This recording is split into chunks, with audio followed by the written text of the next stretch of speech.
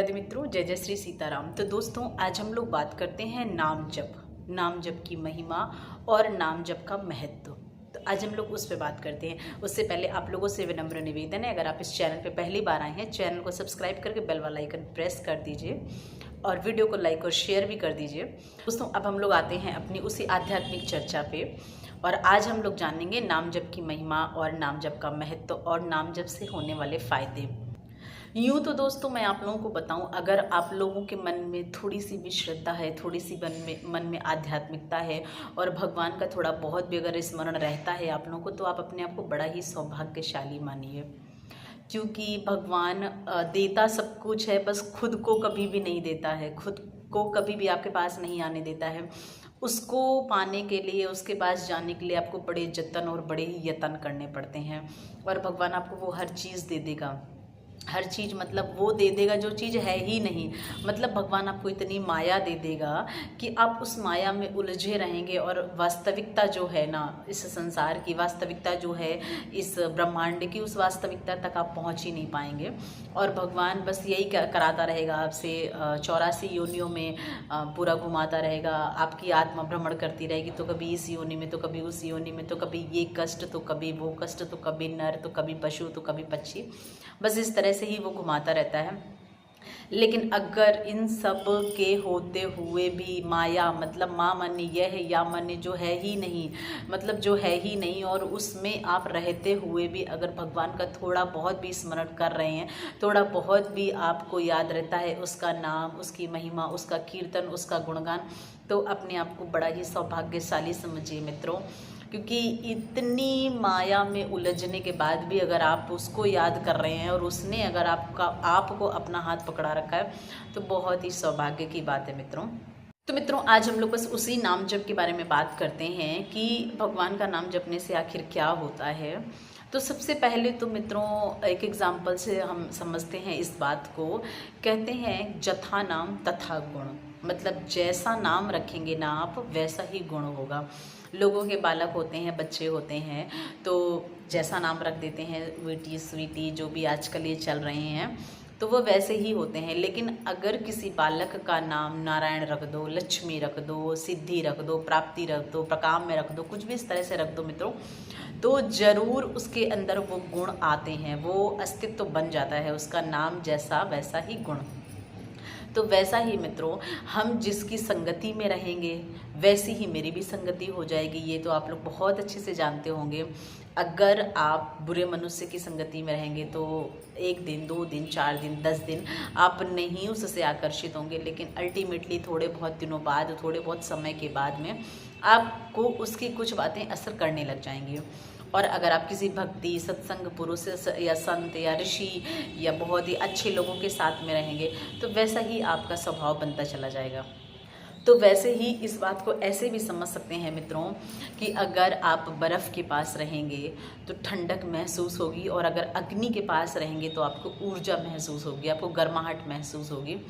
तो यहाँ पे बहुत सारे ये एग्जाम्पल्स थे, जथा नाम तथा गुण, और जिस तरह से आप जैसे माहौल में रहते हैं, जैसा परिवेश मिलता है, आपके संस्कार भी वैसे ही बनते चले जाते हैं।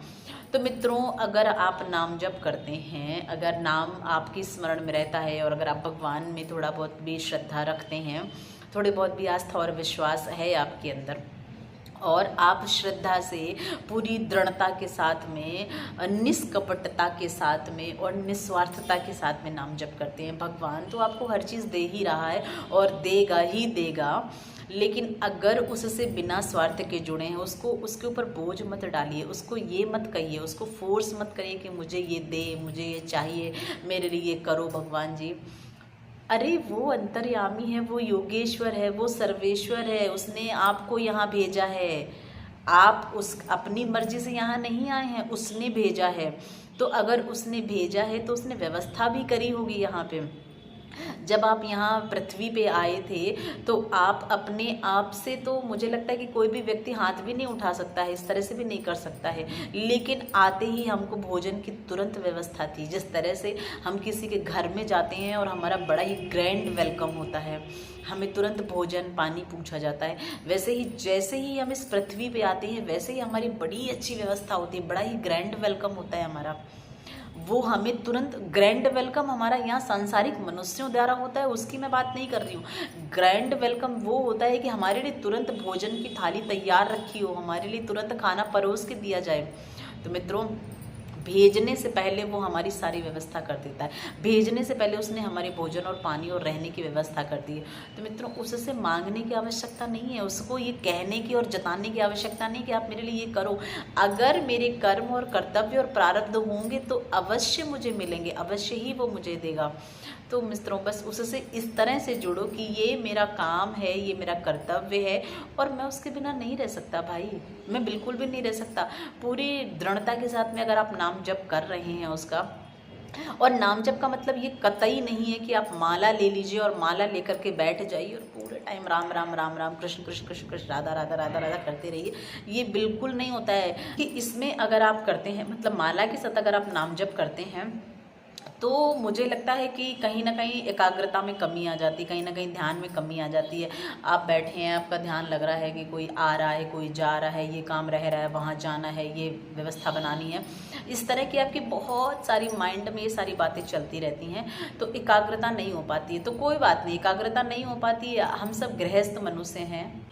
तो मित्रों, हम सब सांसारिक हैं, हम सब एक गृहस्थ मनुष्य हैं, हम सब एक गृहस्थ जीवन व्यतीत कर रहे हैं, हम सब गृहस्थ में रह रहे हैं।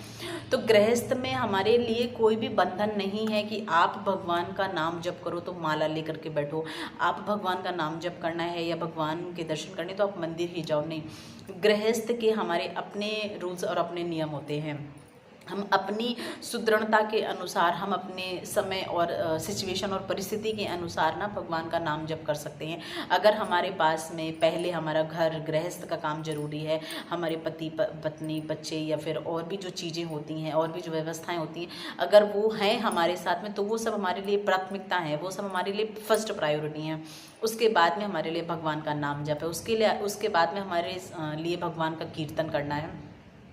तो भगवान उससे बहुत खुश होता है, क्योंकि अगर हम गृहस्थ में हैं और उसने हमें ये सारी जिम्मेदारियां दी हैं तो कहीं ना कहीं हमें इस लायक समझा है उसने, तब उसने हमें ये सारी जिम्मेदारियां दी हैं। और इन सारी जिम्मेदारियों का निर्वहन करते हुए अगर हम भगवान का नाम जप करते हैं तो बहुत खुश होता है और हमें उन चीज़ों का प्रतिफल भी कई गुना मिलता है, कई गुना बढ़ कर के मिलता है, क्योंकि हमारी प्रथम पूजा यही है, दूसरी पूजा हमारी भगवान के साथ में है। लेकिन हाँ मित्रों, इन सब के साथ में ये सारे काम करते हुए अगर आपके मन में, अगर आपके हृदय में, अगर आपकी आत्मा में, अगर आपकी वाणी में, अगर आपके विचारों में, अगर आपके दिमाग में भगवान नाम, हरि कीर्तन ये सब चलता रहता है तो ये सोने पे सुहागा है, तो ये सोने पे सुहागा है। और भगवान ने सिर्फ और सिर्फ कलयुग में यही कहा है, कलयुग एक नाम आधारा, सुमिर सुमिर उतरहि भव पारा। कलयुग में नाम ही एक आधार है, सिर्फ और सिर्फ नाम जप ही एक आधार है। और सुमिर सुमिर धीमे धीमे यही भव से पार लगाएगा, इसी को जपो और यही आपको धीमे धीमे धीमे धीमे यहाँ से, इस भव सागर से, इस संसार से पार लगा देगा। तो मित्रों, आप लोगों को सिर्फ और सिर्फ नाम जप करना है। अब नाम जप की जो बात आती है तो नाम जप हरि का करें, कृष्ण का करें, राधे का करें, राम का करें, किसका करें। तो मित्रों, आप जिसका भी नाम जप करेंगे उसके ही गुण आपके अंदर आते जाएंगे। अगर आप, ऐसा नहीं है, ईश्वर सभी हैं और सभी ब्रह्म हैं, हरि भी ब्रह्म है, मतलब विष्णु भी ब्रह्म है, नारायण भी ब्रह्म है, राम भी ब्रह्म है, शंकर भी ब्रह्म है और सब एक ही है, कोई अलग नहीं है। लेकिन अगर हमको गणेश की पूजा करनी होती तो मतलब हमें विवेक के देवता की पूजा करनी है, हम विवेक के देवता की पूजा और आराधना कर रहे हैं, तो विवेक के देवता का जो गुण है वो गुण हमें वो प्रदान करेंगे, हमारी बुद्धि को, हमारी दिमाग को प्रखरता देंगे, उसमें तीव्रता आएगी। और अगर हमें दुष्टों से, दुश्मनों से लड़ना है या फिर उनका संहार करना है, इस तरह से अगर हम बहुत परेशान हैं तो हमें दुर्गा की आराधना करनी होगी, हमें देवी उपासना करनी होगी, क्योंकि वो देवी दुष्टों की विनाशक है, उसने दैत्यों का बहुत नाश किया है, तो वो हमारी रक्षा करेगी। और अगर आपको मर्यादित रहना है और अगर आपको मतलब एक शालीन और सुदृढ़ जीवन व्यतीत करना है तो राम की नाम कर सकते हैं आप, राम का जप कर सकते हैं आप, कृष्ण का जप कर सकते हैं आप। एक प्रेम से भरा हुआ परिपूर्ण आपको जीवन मिलेगा, प्रेम से भरा हुआ वातावरण मिलेगा आपको, लेकिन मित्रों नाम सारे एक ही हैं, भगवान सारे एक ही हैं, इसमें कोई भेद नहीं कि वो अलग हैं वो अलग हैं, उनका जपें तो वो बुरा मान जाएंगे। नहीं मित्रों, नहीं मित्रों, इससे आगे जिस तरह से भी आप अध्यात्म में ऊपर बढ़ते चले जाएंगे वैसे ही आपकी बुद्धि ना और प्रखर होती चली जाएगी और आपको स्वतः ही आपके बहुत सारे क्वेश्चंस, बहुत सारे सवालों के जवाब मिलते चले जाएंगे।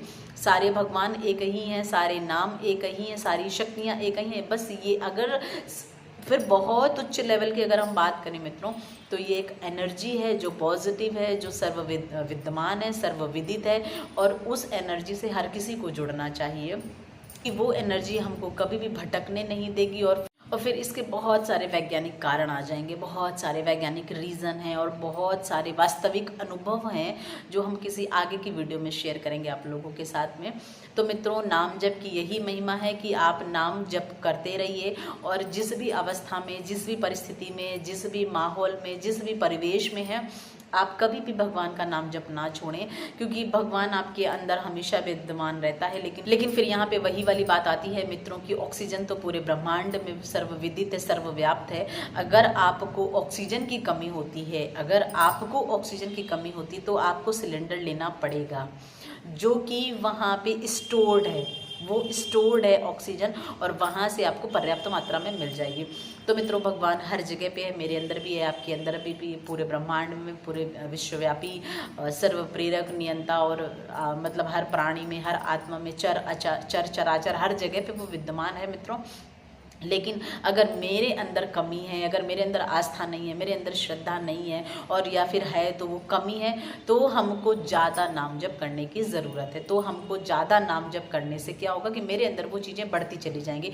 तो ठीक वैसे ही कि हम जैसे ऑक्सीजन के सिलेंडर से ऑक्सीजन लेते हैं, वैसे ही वो नाम जप करके हम अपना बैंक बैलेंस बढ़ा रहे हैं, अपनी एनर्जी को बढ़ा रहे हैं हम, और उस ब्रह्मांड व्यापी चेतना से जुड़ रहे हैं। उस चेतना के जो भी गुण है वो गुण हम उससे प्राप्त कर रहे हैं। तो मित्रों, बहुत सारी बातें हैं। तो बस अंत में यही है कि आप लोग नाम जप करिए, जितना ज़्यादा से ज़्यादा हो सके उतना ज़्यादा से ज़्यादा नाम जप करिए, और जो भी आपके मन में श्रद्धा हो, जो भी ईश्वर के प्रति आराध्य हो आपके, जो भी आप उनका नाम जप कर सकते हैं। राधा कह सकते हैं, कृष्ण कह सकते हैं, राम कह सकते हैं, हरि कह सकते हैं, शिव कह सकते हैं, कुछ भी कह सकते हैं।